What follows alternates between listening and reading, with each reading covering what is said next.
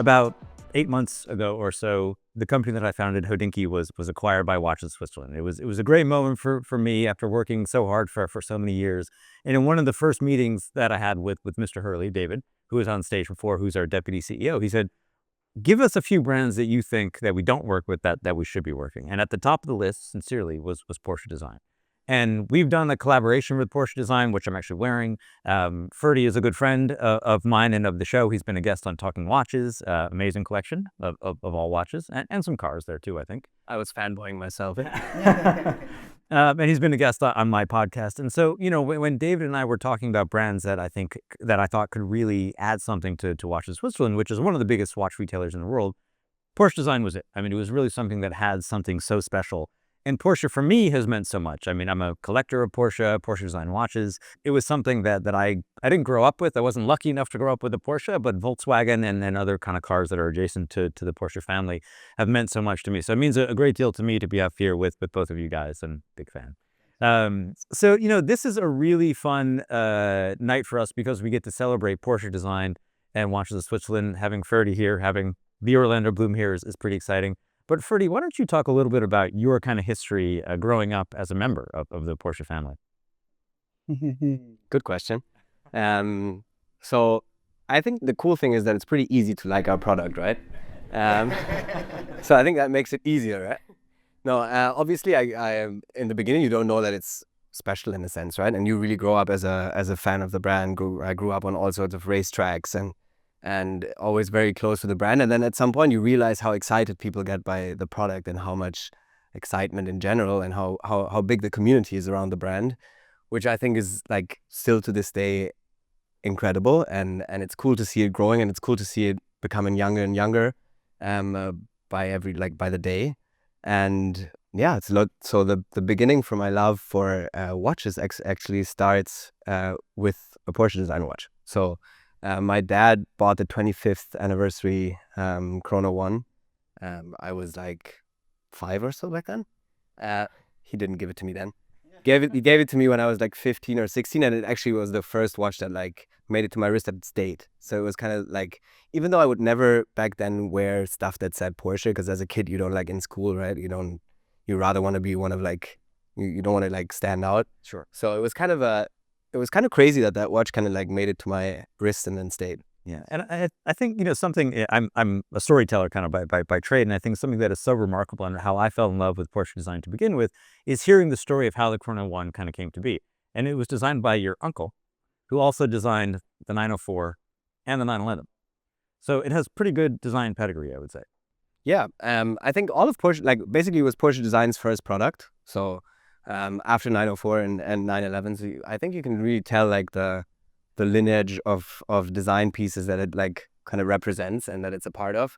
And I think my uncle was like a true like a designer in the sense that he always wanted to make things better, and like he kept on doing things one after the other, and he didn't leave time for it to like he didn't leave much time between, right? Like when one product was done, he wanted to do the next and the next and the next. And I think that's a really inspiring and cool thing. And seeing the watches now coming back as like really the centerpiece of Porsche Design is really a cool moment. And I think it really is the centerpiece of the brand. Yeah, and it still means a lot to your family. Yeah, I mean, like the studio's in Zell am See is so our kind of second home. Then obviously the bigger part of the company sits in Stuttgart. But it's still, everybody kind of has an emotional feeling to it. Like everybody got some cool gift at some point from my uncle, and I think he was like just a really cool, calm, enthusiastic. That's cool. The gift guy. from FA Porsche, right? I mean, Yeah. that's cool. Not so bad, yeah. Shame he's not here to do that. Yeah. Yeah. So we'll come back to you. We'll talk some cars a little bit later, but Orlando Bloom. So why are you here? Good question. I think my love to like cars. Yeah. My love for Porsche Design started at a very young age. Actually, in the design space, I bought the sunglasses, the original aviators. I think I saw them in like a boot fair or something. I used to go and collect stuff like that. And they were like, the iconic. I grew up in Canterbury in Kent, and when I was about 14, I was with a friend, and we sort of glided past this 911, a vintage 911, and I was like, we got photos in front of it. So it was like the typical like kid thing, but it was like, I was like, I'm going to own one of these cars one day. And like you, I've, been fortunate to work with many different brands over the years and adjacent to Porsche. And I was given like press cars to drive. But the first car that I actually, when I could afford to buy such a vehicle was a 911S from 1973, which I still own, which is still probably one of my favorite cars to drive, which is like a really, and like literally it never goes wrong. But when it goes wrong, if there's anything, it's like a couple $100 to fix. It's just like, but the experience, the feeling of being a part of the Porsche family or driving the vehicle and then moving into the timepieces, which was, something that felt so symbiotic and perfect. It's like, it's a timeless design that's got running all the way through this family. And it's truly an iconic brand. And I worked long and hard to kind of make my presence felt with the brand, which I could tell you about, but yeah. So, I mean, just because this is a room full of nerds, and I say that lovingly, what color is the 73? Black and tan. An original factory, like AC, which still blows ice cubes, and sunroof, which works. And it's just like, it's like a hallelujah of a car, really. It's just like, and then I grew up, I had spent many years living in Malibu, so I used to go on dates and terrify my dates as I spun through the canyons, which is like one place that you can do that to some degree. But it remains one of my favorites. And the car's still in LL? Still, yeah. That's a good place for that car. A good car, Yeah. good place. And so you don't know this, but when I was starting Hodinkee early on, there were just a few young, cool guys into watches, and you were chief among them. Oh, cool. And you were known as a watch guy, and you were into vintage Rolex and Patek and other brands. So you really are a watch person. Yeah. Well, that started actually, I bought my first watch at 16. So I moved to London and I did an episode of a TV show, which is kind of iconic, but I got my paycheck, and my grandfather was a collector of watches. So not collector, that's not true. He owned two Omegas, okay? He had a gold and a steel. I got the steel, and my older cousin got the gold.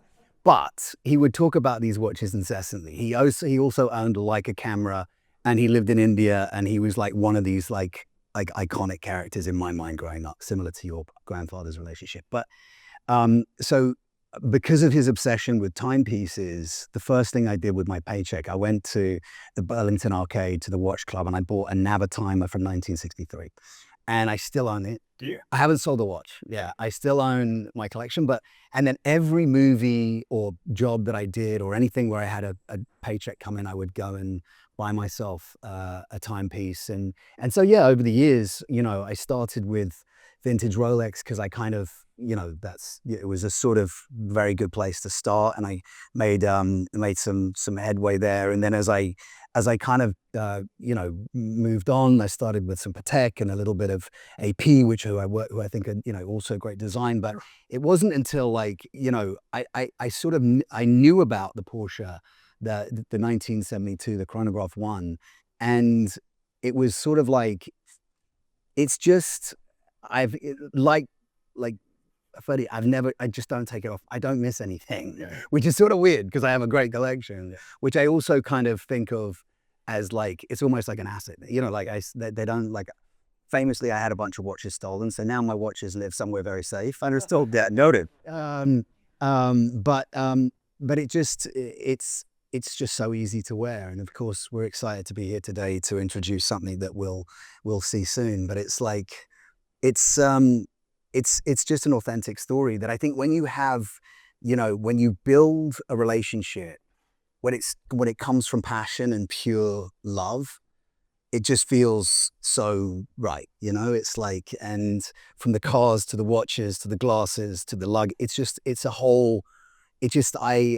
feel a certain way. You know what I mean? When you kind of like driving the car, having the watch with the car, and I think with collecting, when you become passionate about collecting, and I think it's important for young people, when they look at collecting, to understand what they're collecting and why. Like I did buy Blancpains, and I bought, vintage IWC military watches. Sure. I started at that kind of an Omegas, and like so I started at a very, and then I built into, you know, and I really just bought with a feeling, you know, I bought with like an aesthetic, a look and a feel.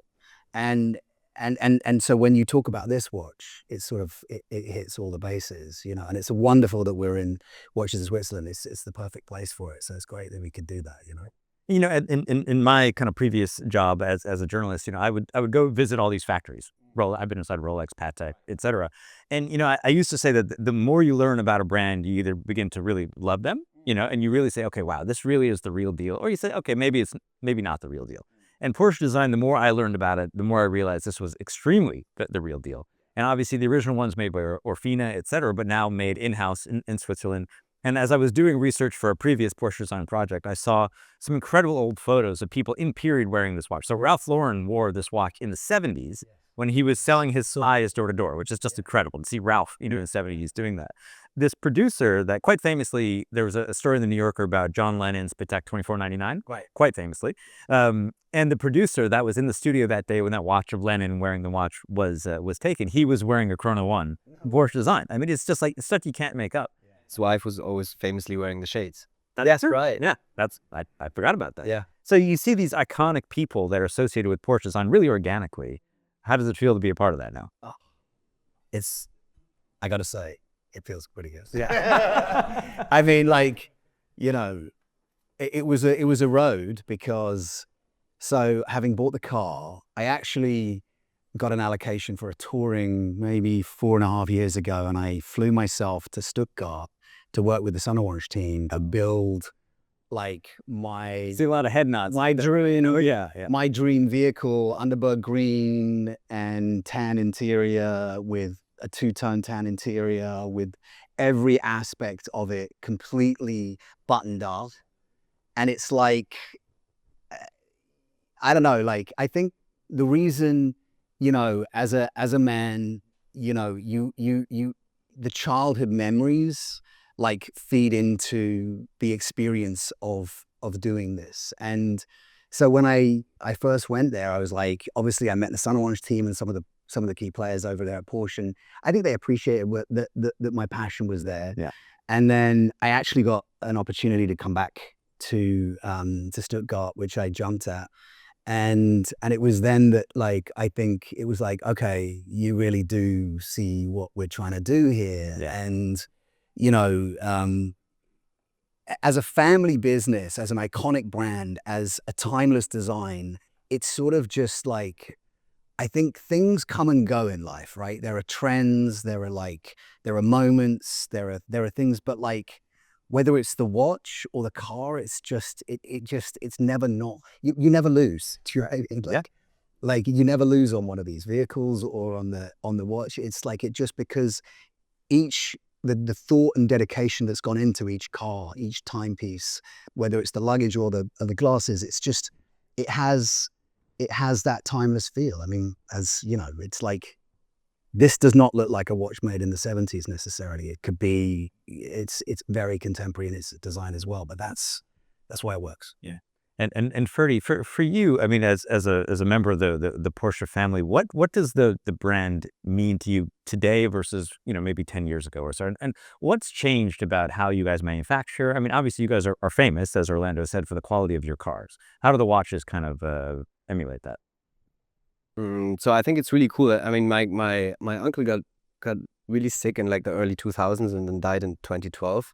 So I feel like now seeing the timepieces being like made in-house again and like really, or not again, made in-house for the first time, plus like really like the effort that goes into making them exactly the way they were back then. Like it feels really cool that this is kind of the start to bringing back like a part of his legacy in a sense. So I interned at Porsche Design once when I wasn't sure if I want to study architecture or product design. I decided I want to go for bigger scale. Yeah. How'd you get the job? I just knocked on the door. No, it was actually really cool, like in Salamzee, and that obviously like really changed my like I had the watch. I had this story of like this is the first watch that like this is the watch that made me wear watches basically on a daily basis. Yeah. So I kind of already had the love for Porsche design, but obviously working there is different, right? His office is still untouched, so it's kind of cool to like sneak in there and like look at some drawings or like go through the books that he had. There's a secret drawer with some alcohol.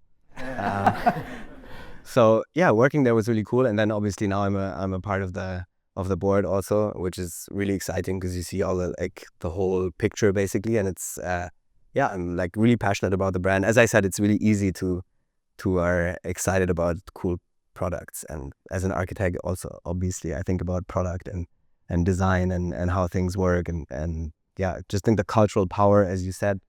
There are certain brands that weather the storms, right? Like of life and of as progress and things, and that stems from, I think, an original idea and design that like is impeccable. So. Yeah, and you know, many years ago, I mean, I'm obviously so thrilled to be on stage with the two of you, and I think something that always comes in mind was many years ago I was at an event with Johnny Ive from Apple and Pierre-Alexis Dumas, whose family owns Hermes, and Pierre-Alexis got up and said, best partnerships are those where you have peers that don't need one another, that they're doing something by choice. And as far as I know, I don't think you need to be here. I think you want to be here. And I think that the same could be said for Ferdi and Porsche. And I think the idea of you guys coming together, and then of course, you know, Watches of Switzerland coming here, and, you know, to David's credit, not my credit at all, I'm new around here, but, you know, Watches of Switzerland has become one of the largest retailers in the world, publicly listed in the UK. Just an amazing, you know, opportunity for, I think, everyone involved to kind of get the word out there about Porsche design. So I know we're all really thrilled to have you here. Before we kind of wrap things up, I need to ask the question, favorite Porsche of all time? Oy, oy, oy. Well, I have to say my 73 from like my 911 from 73 is kind of in there, but like, yeah, I mean, I sort of want to work on a wide body next. I actually want to kind of take a barn find and do something super unique with Like a resto mod? Yeah, a resto. I want to kind of do something that like reclaims, I think, because the brand is so iconic, you know, I mean, we all think about, you know, the world that we're living in, the environment and so on. And I think there's an aspect of taking these remarkable vehicles and then like reclaiming them and putting them on the roads. It's like, it's just, there's something that's very visceral feeling about it. So yeah, I'm looking at some of that, but I'll never not love my S, and my son will probably get it one day because it's never leaving the family. But yeah, Love it. Ferdi? I give a different answer to this question Every time. always. I think you asked it I did. last time. It's my favorite question to ask you. Yeah, because I gave a different answer every. GT1. Okay. This time GT1. We're in New York. Feels like we have to do something like out there. GT1.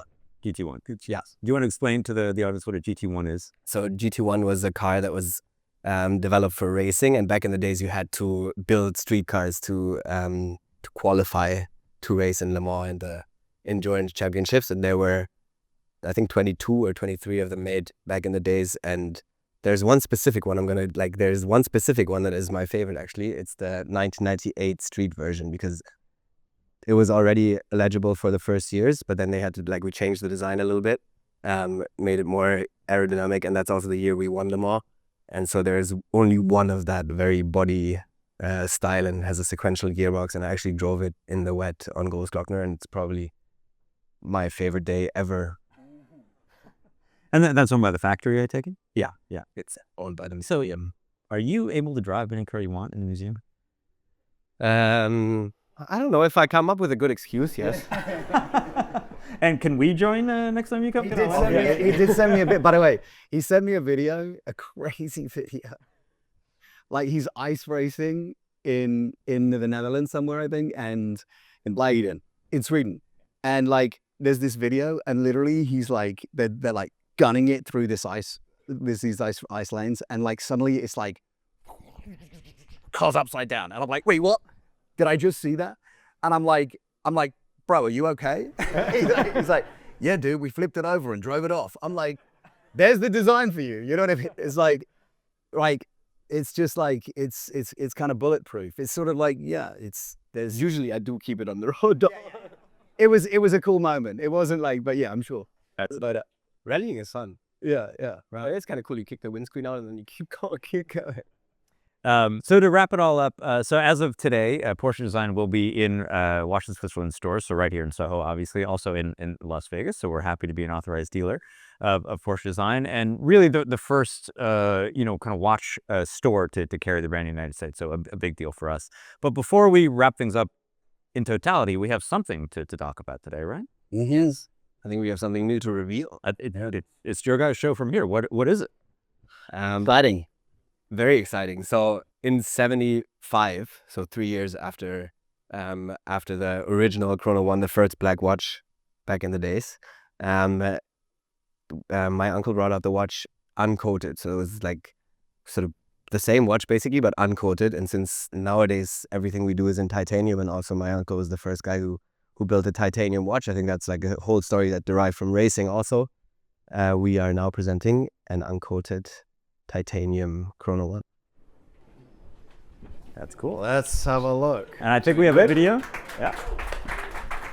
The great thing about these watches as well is there's like fine detail to a collector. Each is slightly different. I'm wearing a Porsche Club of America, but I have the Chrono. It's like there's a few like I think when you're collecting watches, you want to have something to aspire to and to build, and when you get into the detail of the slight differences on different pieces to build a collection, it's cool that we can reveal this watch to add to a collector's spirit. Yeah, life is about the little things, and I think today we're introducing It's all whole new. in the details. You get it. Yeah. That's right. So today we'll be revealing, or eminently, a new limited edition Chrono 1 in untreated, effectively titanium, and we have it here, and I think we have a video to play for you guys as well.